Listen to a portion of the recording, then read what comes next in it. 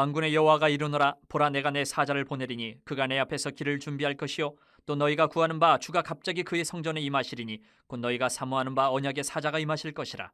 그가 임하시는 날을 누가 능히 당하며 그가 나타나는 때에 누가 능히 서리요.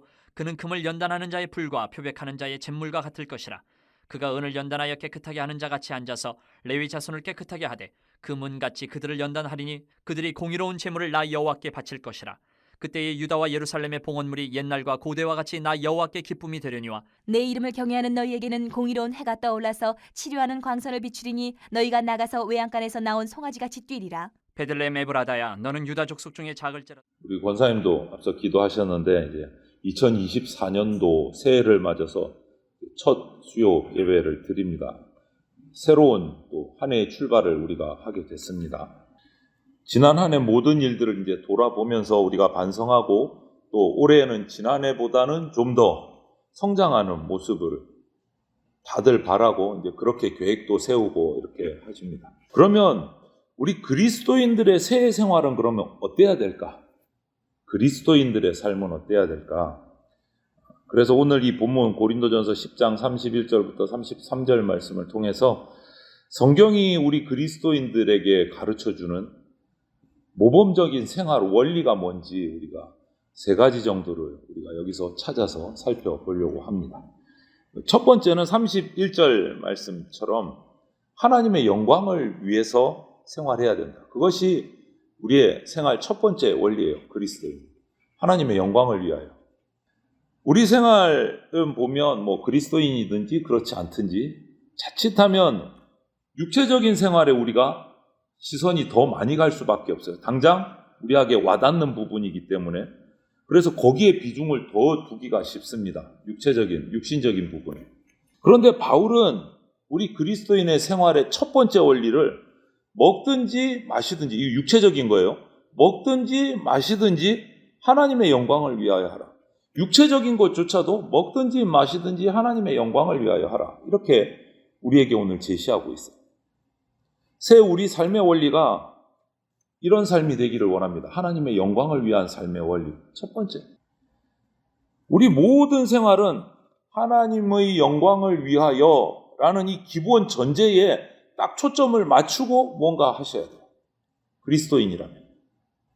만약 하나님의 영광을 위하여 살아가려고 마음을 먹었는데 뭔가 거리끼는 일이 부딪힌다? 먹지도 마시지도 말아야 됩니다.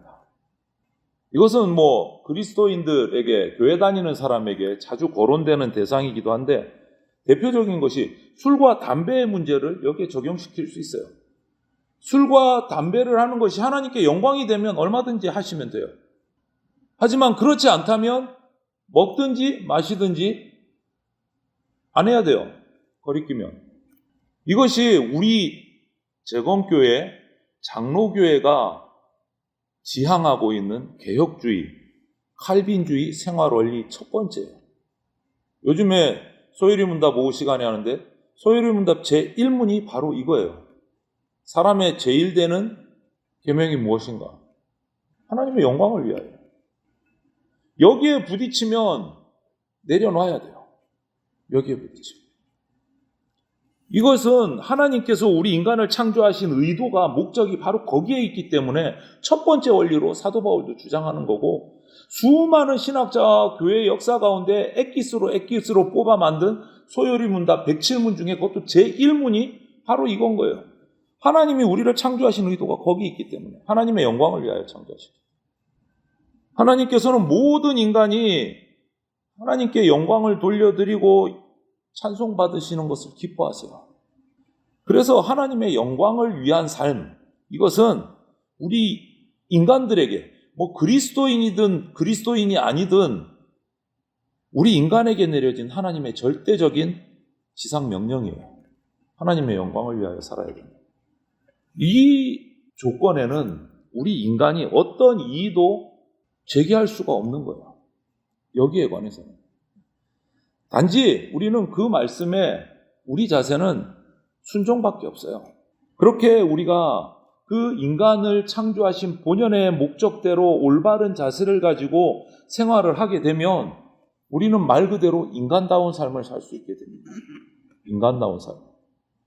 여러분, 우리 세상이 뭐 인간다워지자, 인간답게 살자, 인권이 중요하다 그러는데 인권을 지켜가지고 인간이 세상하는 사고체계에서 인권을 지켰을 때 세상이 지금 잘 돌아가고 있습니까?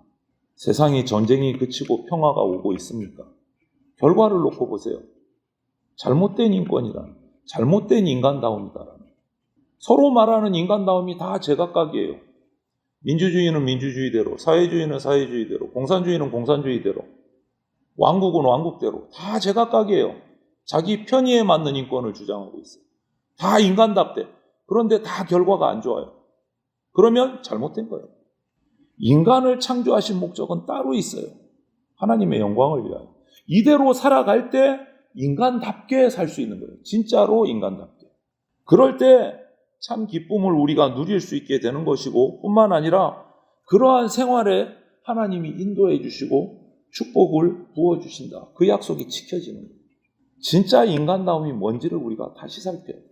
인간의 첫 번째 생활 원리는 하나님의 영광을 위하여. 이제 신년 첫 주간을 우리가 지내가고 있어요.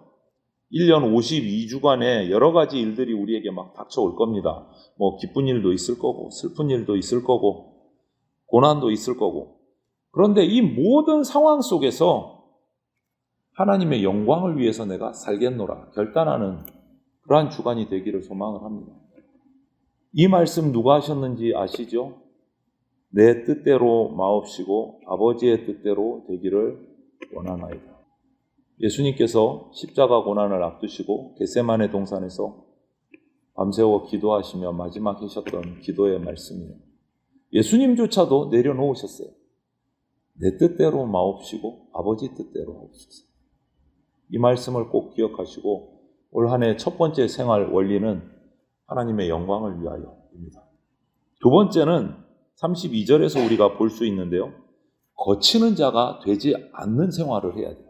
올 한 해 우리가 거치는 자가 되지 맙시다. 이 거친다라는 의미가 뭐냐면 성경 말씀을 살펴보니까 거친다라는 것은 필요가 없다, 뭐 무익하다 이런 의미는 아니에요. 거친다는 것은 방해물이에요. 방해물. 우리 방해물이 되면 안 된다. 방해물이 되면.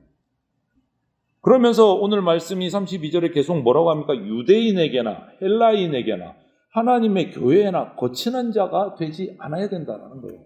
거치는 자. 방해물이 되면 안 된다. 여기서 유대인이라는 것은 그 당시 종교 지도자들이에요. 이스라엘에. 그리고 헬라인은 그 당시에 헬라가 철학이 풍성했기 때문에 지식인들, 그럼 거의 헬라 사람들, 지식인들이에요. 하나님 말씀에 능통한 율법학자들, 그리고 세상의 철학에 능통한 지식인, 헬라인들. 이걸 말하는 거예요.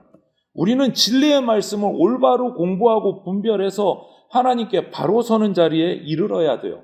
그때 이런 종교 지도자든 세상의 지식인이든 그들 앞에서 우리는 거치는 자가 되지 않을 수 있어요. 말씀으로 올바로 분별할 때.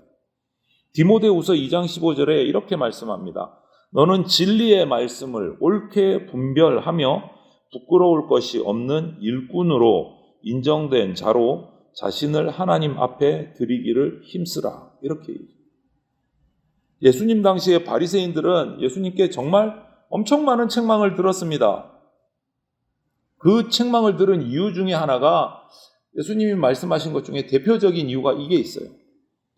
성전 문에 서서 들어가는 사람들도 못 들어가게 하고 자신들도 들어가지 않고 거치는 자가 됐다. 결론은 뭡니까? 결국 자신도 남도 전부 다 구원 못 받게 하고 망하게 하는 그러한 결과를 가져왔다. 그 당시에 유대 종교주의자, 유대 율법주의자들이요.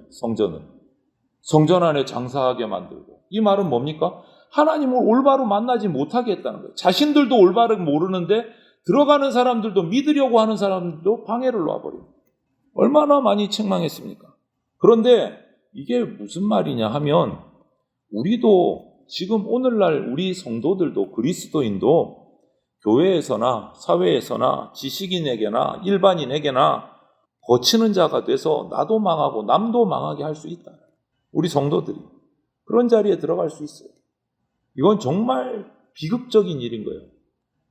교회가, 성도가 세상에서도 방해물이 되고 교회에서도 방해물이 되고 자신에게도 방해가 되고 나도 망하고 남도 망하고 사회도 망하고 교회도 망하게 할 수 있다는 거예요. 어떻게 하면 진리의 말씀을 올바로 분별하지 못하면, 자기 마음대로 해석하고 받아들이면 그렇게 된다.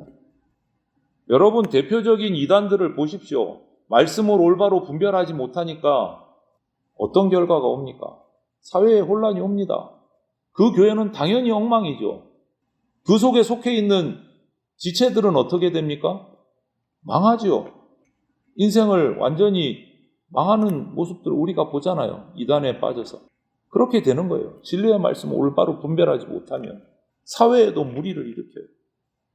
여러분, 이것은 인간으로서의 가치를, 하나님이 만드신 인간으로서의 진짜 가치를 잃어버리는 거예요. 거치는 자가 된다. 방해가 된다는 거예요. 그래서 우리가 이것을 뒤집어서 생각해야 돼요.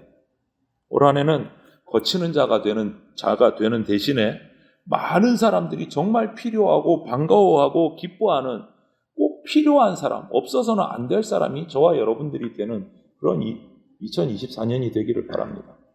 한 사람의 모습이 하나님의 교회에만 국한되는 것이 아니고 사회에도 영향력을 끼친다는 거예요.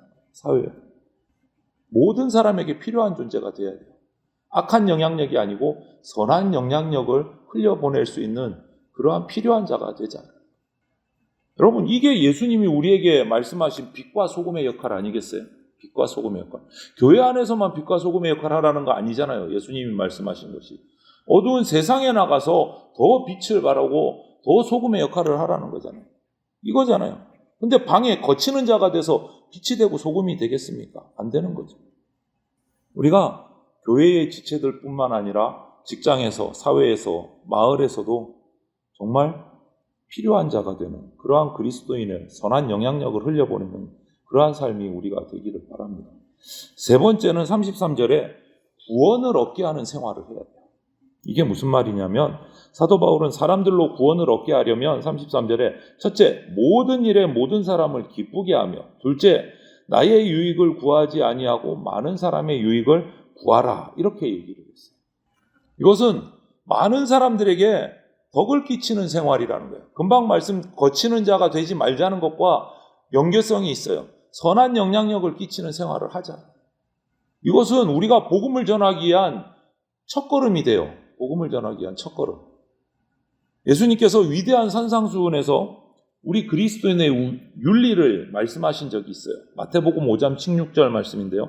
이같이 너희 빛이 사람 앞에 비치게 하여 그들로 너희 착한 행실을 보고 하늘에 계신 너희 아버지께 영광을 돌리게 하라.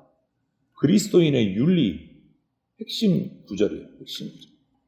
그냥 다짜고짜 멱살 잡고 교회 갑시다, 복음 전하세요, 믿어야 돼요, 이게 아니라는 거예요. 뭐죠? 맨 처음 할 게 너희 빛이 사람 앞에 비치게 하여 너희 착한 행실을 보고 그 다음에 너희 아버지께 영광을 돌리게 하라.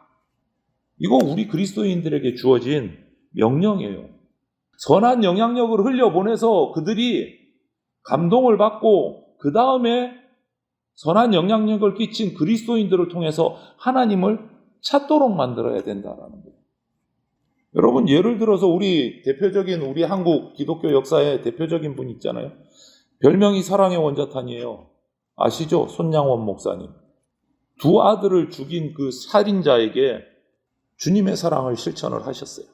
손양원 목사님은 그 아들을 죽인 살인자를 자기 양자로 드립니다.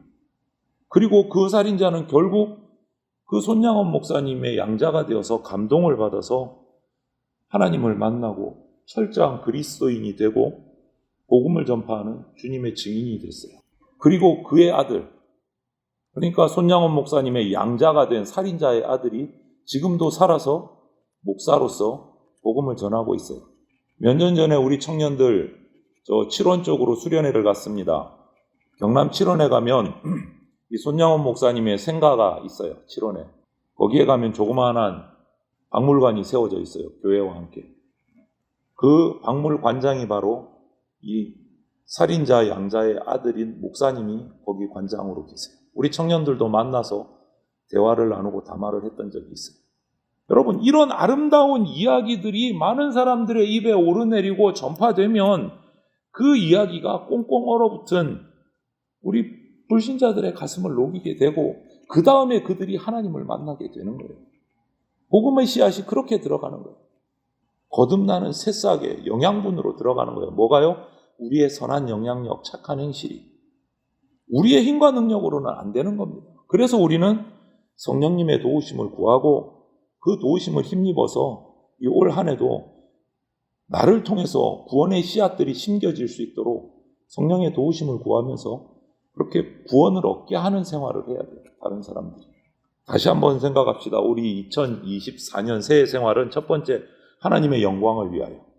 두 번째, 거친 자가 되지 않는 생활.